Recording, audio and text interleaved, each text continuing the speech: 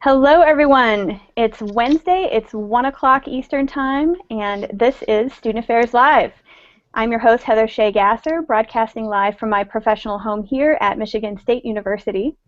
And today on the show, I am speaking with four guests who have recently attended National Student Affairs conferences and conventions about post-convention professional development and engagement. Student Affairs Live is a part of the Higher Ed Live Network, which is a series of professional development web shows and podcasts, which are always free and accessible to you in our archives on higheredlive.com, and also available for download on iTunes, so check that out. You can be a part of our broadcast today by tuning in live, sharing your insights, questions, using our Higher Ed Live hashtag. And I want to give a shout out to my good friend Kelly McCarthy, who's helping us manage the hashtag and going to be retweeting comments today as the Higher Ed Live account. You can also, however, receive weekly updates with live show dates and times by subscribing to our newsletter. And I think we're going to send out a tweet about that shortly. Today's show would not be possible without the support of Michigan State University, my institution, and our producer, M. Stoner, which is a marketing and communications firm that works with education institutions on branding, strategy, web design, and more. So I want to thank you all, my guests especially, for joining us today here on Student Affairs Live. So today's show topic, kind of rounding out the primary conference season, although we know there are lots of other conferences that happen throughout the year. And many of us, in fact, all of us on the show today, spent time at some point this spring at a student affairs conference or convention. I think whether they're big or small, nearby, far away, national, international, local, conference experiences continue to be kind of the primary way that student affairs professionals receive professional development. But after all the excitement of the convention experience kind of buzz wears off, many of you may be thinking, now what? It's summertime on many of our campuses, and so we're going to be talking about that now what today. My guests on the show have each attended this spring, and together we're going to discuss how to make the most of our conference experiences. We're going to talk about dialing up engagement with professional associations and implementing learning back on our home campuses after the convention is over. So we have offered a balanced perspective as much as possible on today's show. We're not going to be biased towards ACPA or NASPA or leave out involvement in any other professional associations. So hopefully we have a good conversation ahead of us. So my four guests today are Joe Ginese, and he is a student experience specialist focusing on new and first-year students at the City University of New York, Borough of Manhattan Community College. Wow, that is a really long title. Melissa Jones is the Associate Director of the Office of Student Conduct and Academic Integrity at Virginia Commonwealth University, and she's also the chair of the ACPA Involvement Team. Josie Ahlquist is a doctoral student and a graduate assistant with the Institutional Review Board, IRB, at the California Lutheran University. And Jennifer DeBurro is the Assistant Dean of Students for Residence Life at the University of New England and also the NASPA Volunteer Coordinator. So welcome to the four of you. Thrilled to have you all on the show. Again, we invite anybody who's watching today to share their insights or comments via Higher Ed Live. And meanwhile, I just want to thank all of my guests for taking time out of their schedules and joining us today on Student Affairs Live. Just to start the show today, I would like to have each of us kind of give an overview, brief introduction of the types of student affairs conferences and conventions that you've attended over this past year, why you chose to participate or attend the conferences that you did. And Josie, why don't you start? Josie, I think you're on mute. Oh. Sorry, I thought I clicked that button. Thanks for having me on. So I'm a second-year doctoral student. So my conference attendance was coupled with my own research interests, required conference attendance for some classes, and then just my own addiction to certain associations. So in the fall, I actually started out in a non-student affairs conference called Social Media Week. They happen around the world, and there was one in Los Angeles. So that was an amazing non-higher education experience where the networking and just that's within my research topic I was able to attend. The other one was Legal Issues in Higher Education. That happened in Vermont, and that was an amazing conference, very small. That was part of a course I was taking on higher education and the law. Really great for those in residence life, judicial affairs, and other areas to really focus on a very specific topic. And then I'm really involved with NASPA, so my regional conference was in the fall as well. The spring, I found myself at NASPA's National Convention as well as ACPA's. So when I started to add them up, I was like, wow, I got to a lot this year, and I'll talk later just how fulfilling being able to attend those conferences are, even if it's when it's on my own dime. It's extremely worth it. Great. Thanks, Josie. Jennifer, you want to talk next? Sure, thank you. I had to remember to push that button. I attended a number of different conferences. I had attended the Hawaii Living Learning Center Communities Conference. I did both Region 1 and National NASPA, and I also went to St. Louis for a Title IX coordinator conference and training. For me, conference attendance has really been driven by what the needs are at my institution, as well as my own desire to do some networking. I love the opportunity to reconnect with other colleagues, to rejuvenate. I think all of us in the spring can use a conference just to go back to our campus and respectively get that pump of energy that we need to get us through those last months and weeks of the semester. So content needs, what it is that's happening on campus, and then the opportunity to reconnect have driven my conference attendance over the past year. Great. Thanks, Jennifer. Melissa. Hello. I think I would probably echo Jennifer in terms of why I attended the conference that I did. I attended in the fall a Maryland College Personnel Association meeting. I am currently residing in Virginia, but Maryland is adjacent.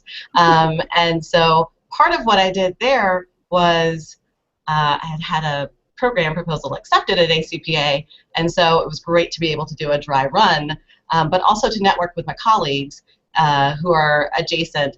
Virginia and Maryland do share quite a few activities, and so you can easily get to drive-ins in Maryland. So it was a very, very easy trip for me, and so I really enjoyed that. But in the spring, I also, like Jennifer, attended a Title IX and student sexual misconduct conference that was held at UVA, which is about an hour away. And so it was very nice to be able to, again, be very adjacent and a little bit out of the conference, national conference cycle, be able to get information on something that is very salient in the work that I'm doing right now with the Office of Civil Rights and certainly in my conduct and academic integrity role. And then I did go to ACPA's national convention, and what brought me there is what brings me there every year. It is ACPA is where I've kind of found my what I consider my professional home, and my one of my many fits, I think, within the profession. And I think not only my leadership roles there and my presentation that I was doing there, but also just really good networking. I think it's critically important that we not take that for granted as professionals. It's one of those things that sometimes can get pushed to the back because of so many tasks in front of us. And so it's one of the things, for me, I've certainly decided that I wanted to make a priority. And so that's what drove my professional conference attendance. Great. Thanks, Melissa. Joe, tell us a little bit about what you went to this year and why you chose to participate. So I went to 3 this year. I was able to go down to NASPA for about a day and a half. The reason that it was a drive away, and I knew I was going to be able to see some people at NASPA that weren't attending ACPA. So I got to touch base down there, and I'm on the regional committee for Region 2, the conference that's happening in a month. So to touch base and go to some meetings there. Went to ACPA because I was looking forward to ACPA for a year since the whole theme came out and the website was released and all the new ideas that were happening there. And was able to present there and give a talk and Genius Labs and really be fully involved with the whole ACPA experience. And the other conference that I went to that was different, and I think it could still be considered a professional conference, was the MARC conference hosted by Rutgers, which is made for its students. But since Robin, my wife, was running it, I was like, let me go check it out. And it was fantastic. I mean, the team there really put together a professional level conference for its students, and I felt lucky to be able to go and see it because you were seeing some very, very diverse speakers from all different walks of life and industries that really gave a great broad kind of discussion base, and they had student Ignite speakers. So you had, I think it was 7 students got up there and did really, really engaging, provocative Ignite talks. Very similar to what ACPA did with the PK talks, but these were coming from students, so it was just that little extra of, wow, here's somebody who is graduating from this institution or maybe a second-year student at this institution, and they really have a lot to share. So those are the 3 that I was able to go through this past year. That's fantastic. Yeah, I think some of the I've had some phenomenal opportunities just on my own campus, and I think that we can't underestimate those things that are local or drivable as well. And I know some of those folks at Rutgers, they do really good work down there. So, so I think the thing about professional development that we think about when we think about investing funds is often we think about investing funds in the individual, right, and building their repertoire of skills and experiences. But giving staff members professional development funds is also an investment in the person and in the organization itself. So when I think about attending a conference, I like to think about how am I going to benefit Michigan State University or my previous institution. So maybe you each could talk a little bit about how you tell the story to your employer, to your organization, particularly if they're footing the bill for your conference attendance, about how you're going to use what you do at these conferences when you return to benefit the association or the organization. Joe, do you want to start? Sure, and I think, and not to answer with a question, but it's interesting to survey how many people get asked by their supervisors, okay, so tell me what you're going to learn at this conference, and how many people just get a blank check and are able to go. Because I think the story goes, and a lot of people should do this, and I know many do, is blog beforehand, blog your anticipation and get excited for it. So even if your supervisor's not asking for it or your institution's not asking for it, put it out there so you can hold yourself accountable to it. And then go back and reflect on it, and it may add a whole new depth to your experience. But I think, I mean, if your supervisors are asking for it, the value that I've always seen, I think Melissa spoke to it, is I'm going to meet some people that could be huge benefactors for this institution, whether people who are coming to maybe do student trainings or connections within a region that are going to help, maybe organize something that we can host. That's always been the value for me. I mean, you can go to as many sessions as you want, but it's really the people running the sessions that have the ideas, not the PowerPoint slides that you get printed out or download later on. So the value in the story is really, I'm going to meet some people that hopefully give me some new ideas or give me some potential connections that could change the way we do things. Yeah, that's great. That's fantastic. Yeah, I agree. I think the networking is a really critical piece, and particularly I learned in a former institutional role when I was a one-person shop running commuter student affairs, the ability to network with other people who were doing that same job at other institutions was vital to me being effective in my role going forward, because there was nobody else who was doing commuter student work at my previous institution. Melissa, do you want to talk a little bit about this, how you have engaged with your employer about professional development funds? And Yes, I think I've been incredibly fortunate. When I came to my current employer, I was already, I just moved into a leadership position in ACPA, and so I kind of negotiated that on the front end, and that here we are 11 years later, and God bless him, it was quite a commitment. But I think one of the things that is important for me when I'm talking about how important this is for my professional development is to, one, pull it back to the competencies and how we can be better student affairs professionals. Like, what am I going to get from, what am I actually looking to get from this conference that I can then come back and share, not just for my unit, but across colleagues or across units. One of the things that was great, that has our ideation, FYI, is my top strength.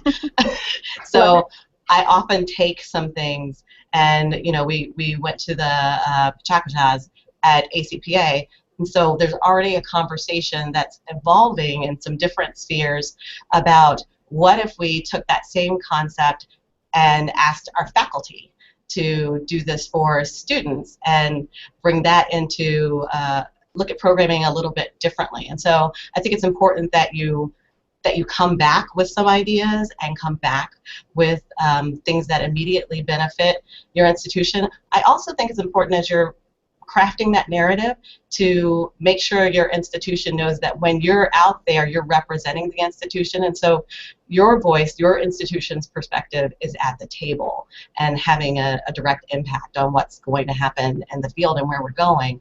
And so I've always made sure to put that piece in the narrative when I'm trying to help my institution to understand that we're benefiting this. It's not just a benefit to me, but it's also a benefit to the institution, my department, my colleagues, but also just our message on the national front. So. Great, awesome, thanks. Jennifer, you want to talk a little bit about this? Sure. I think, along the same lines of what Melissa said, it's really important to go into any conference experience with a plan. Consider, what are the trends that you're seeing at your institution? Is there a problem that you're dealing with? Or is there a particular program that's gotten stale and that could use some revitalizing? Go to the conference with that plan in mind, and when you get there, take a look at everything that's being offered and find those pieces or find those presentations that will help to suit that particular need. Also check in with the bosses. Is there anything in particular that they'd like you looking out for while you're at that conference? There's nothing more appealing to a boss than when one of your employees says to you, what are the needs? What can I bring back for you? Which is huge. If they're going to continue to give you money, they need to know that you're going to be contributing something. So go with a plan, be prepared, take good notes. When you get back to campus, what are the top 3 things? What are your takeaways? And be prepared to talk about those wherever you can. Again, the bosses will continue to give you money if they're seeing that there's a return on their investment sending you. So be prepared, come back with your top 3 takeaways, and then implement something. Anything, even if it's a tweak on an existing program or if it's a new idea, be prepared to implement something. And then finally, thank those bosses. Manners are dying, and they are very much needed. Send a note in writing, not email, to your bosses. Thank them for taking you, or rather giving you the opportunity to go, because once again, they're going to continue that commitment to you if they're seeing that return and if they're knowing that it's an opportunity that you're grateful for. Absolutely, absolutely. I think that's fundamental. Josie. That unmute button is just not liking me today. I'm sorry. Okay.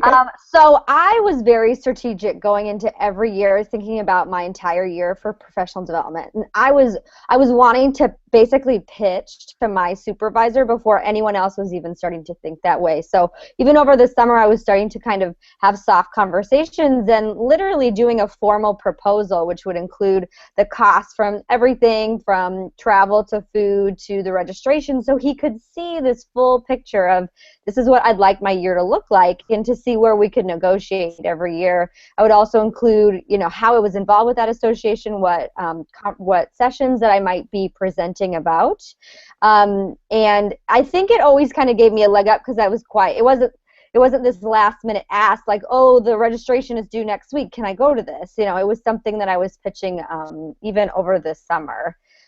So I think that allowed me, when I was in a full-time role, to get to things and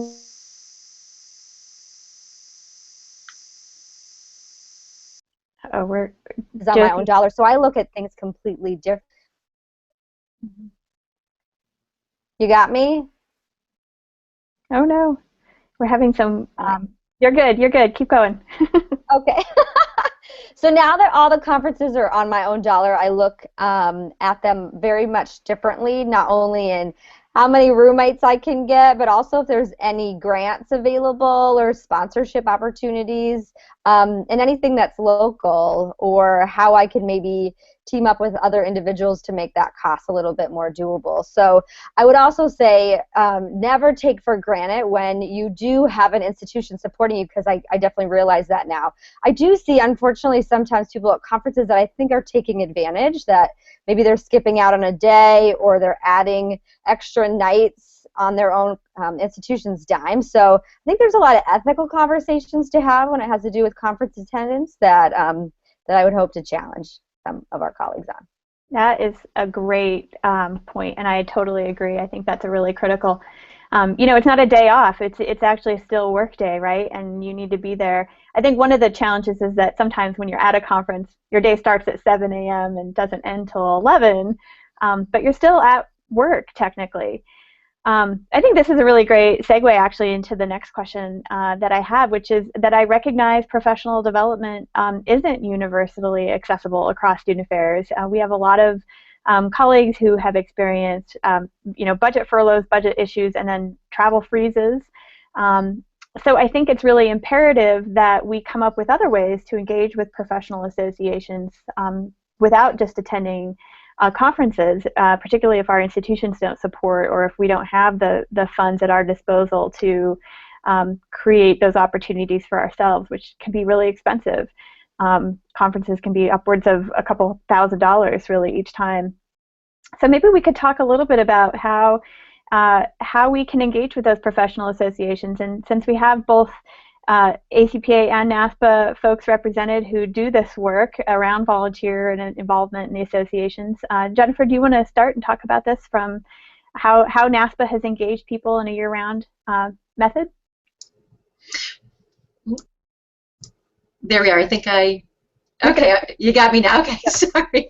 No, thank you for that. And I do want to echo very quickly that it really is a privilege to have professional development funds at your institution. Where you have them, be grateful for them, and where you don't, understand that in order to be a great professional, it may mean that sometimes you have to use your own money. It may mean that you've got to take a vacation day in order to attend a drive-in. Don't be afraid of that. It's a temporary hit to the pocketbook, but one ultimately that's going to support your professional career. So please don't be afraid to do that. In terms of what NASPA has done, there are opportunities that exist year-round, both those that exist virtually as well as those that exist in person. Some which are very simple. It's a one-day drive-in that you can attend as a conference. Others which are volunteer opportunities to be, say, a program reviewer for a regional national conference. If you go to Volunteer Central right now as a member and you log in, you'll see that there are a number of opportunities, and there's a wide range of what's available to you. So it's really a matter of getting online, checking things out, seeking opportunities such as this to sit in or follow up on a higher ed live session are also a great opportunity for professional development. If you don't have time in your day, they're recorded, so you can always come back to them. Whatever it is you need to do to be current, you need to do. Be voracious. Go after the opportunities. That's great. Thanks for the unsolicited pitch. We do. We hope it's an ongoing professional development opportunity too.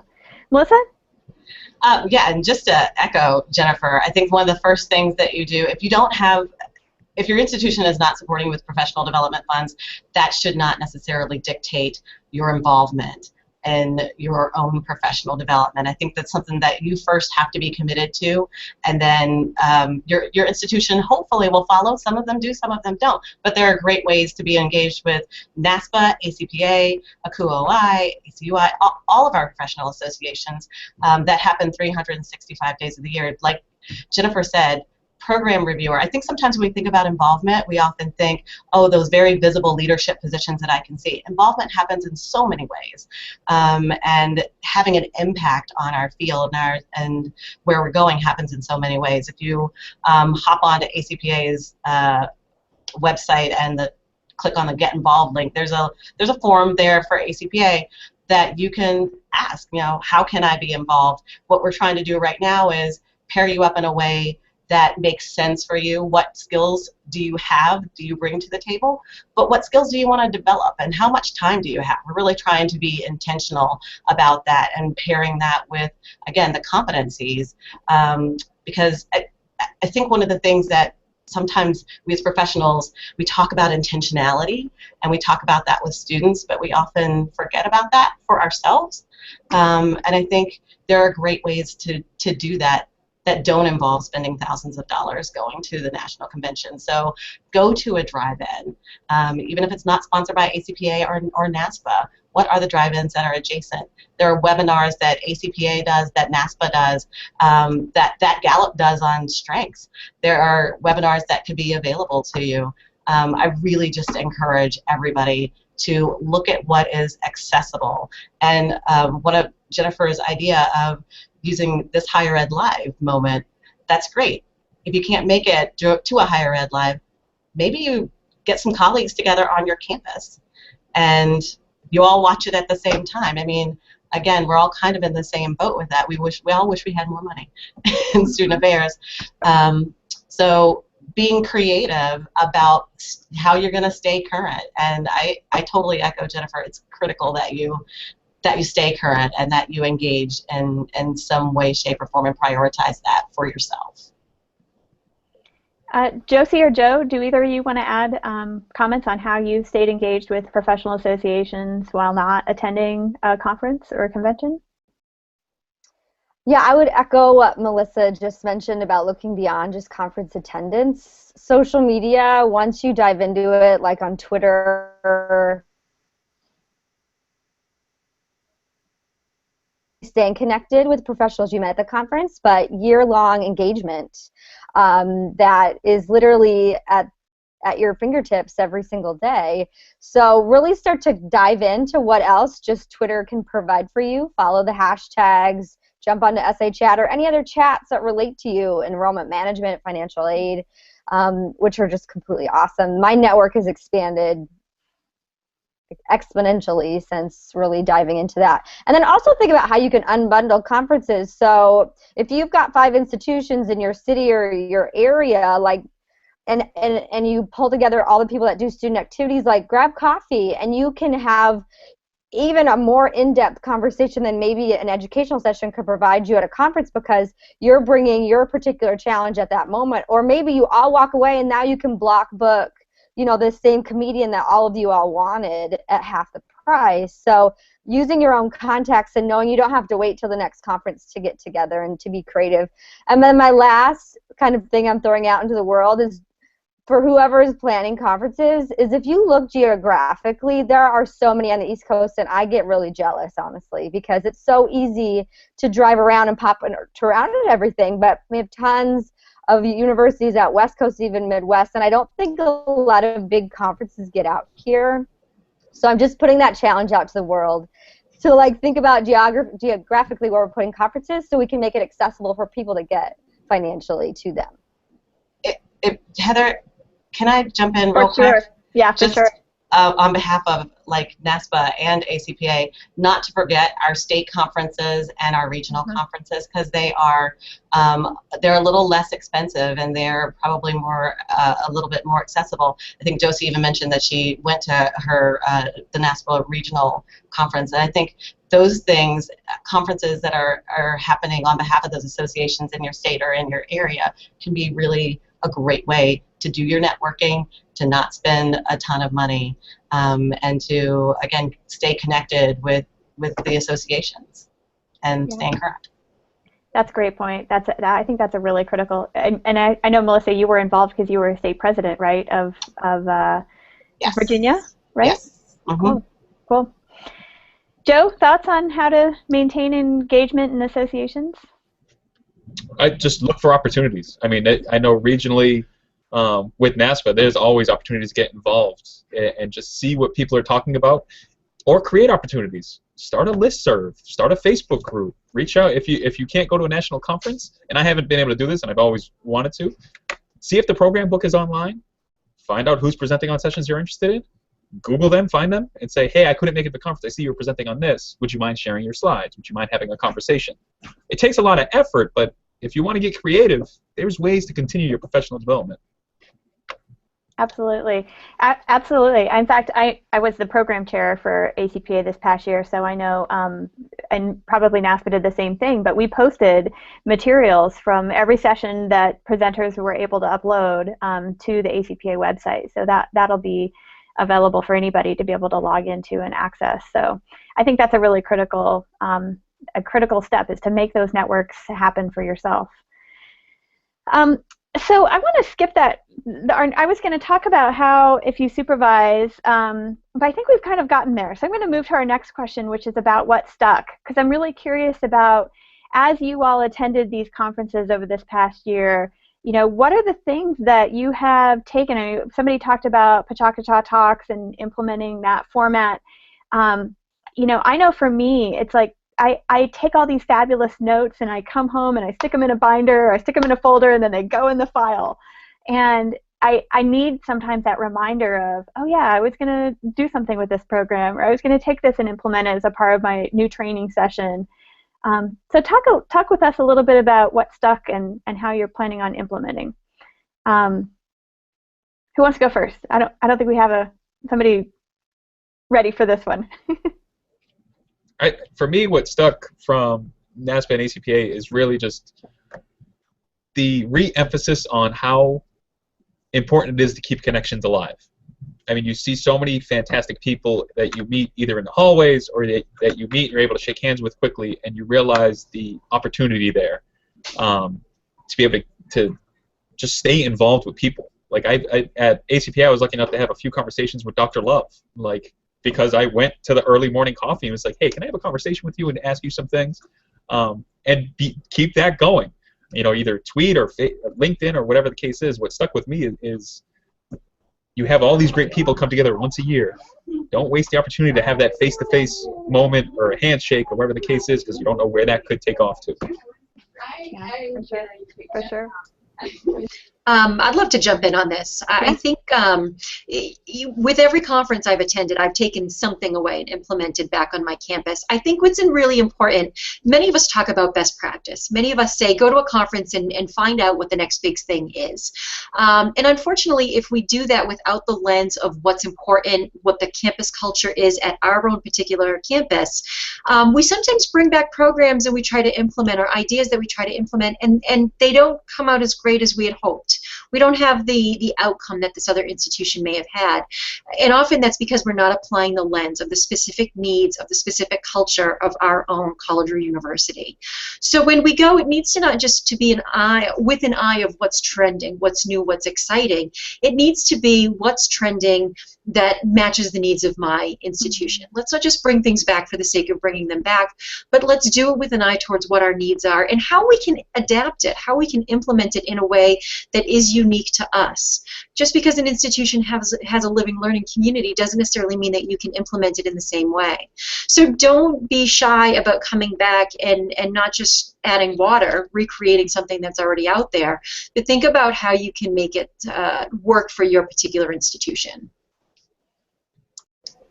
I think that's critical. Melissa, you want to share?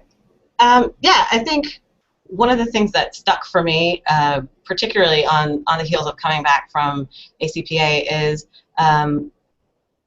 remembering to meet people where they are in terms of how they learn and utilizing some different ways. What I really liked this year was that convention felt very different in that we had our Trending Now sessions, which ended up, they were round tables essentially, that were done a little bit differently than we've done in years past, and we could really talk about the things that were trending now. We were talking about what it's like to work on a campus in the polar vortex. The polar vortex was never in my vocabulary last year. And the way that and Joe mentioned the Ginese labs, and how moving from place to place, being able to stop and say, you know what, I got 15 minutes here. I kind of want to learn what they're doing right now. And it's, it was a session that was set up that was essentially in a vestibule, a very large vestibule, and people could stop there and learn passively how to better utilize Twitter. How do you best utilize Skype during an interview? It's something that I hadn't necessarily thought about, but needed to think about, particularly since, like 2 days later, I was doing a Skype interview. So it was just really important to meet people where they are and to try new and different things. And it may not always turn out the way you want, but I think on some level, it's kind of our obligation to contribute to the field, and to understand that when we see things and they strike us, come back, see how it fits on your campus, and if it fits on your campus, are people interested in looking at new and different ways of doing things? I think I came back from this ACPA probably more excited, I think, than I have in a long time, just because there were so many different ways of getting information to us as professionals. And I think we need that. We're all really, really busy. And so for me, I think that's one of the things that really absolutely stuck. Absolutely. Great. Josie? I think something for me, especially this year, is conference attendance has really built momentum for me with face-to-face interaction and relationships with individuals that now I'm seeing the fruits of those relationships build into collaborations or potential future ed sessions that we're going to do together or publishing together, just because really that finally meeting in person was that last little icing on the cake that really like solidified that relationship.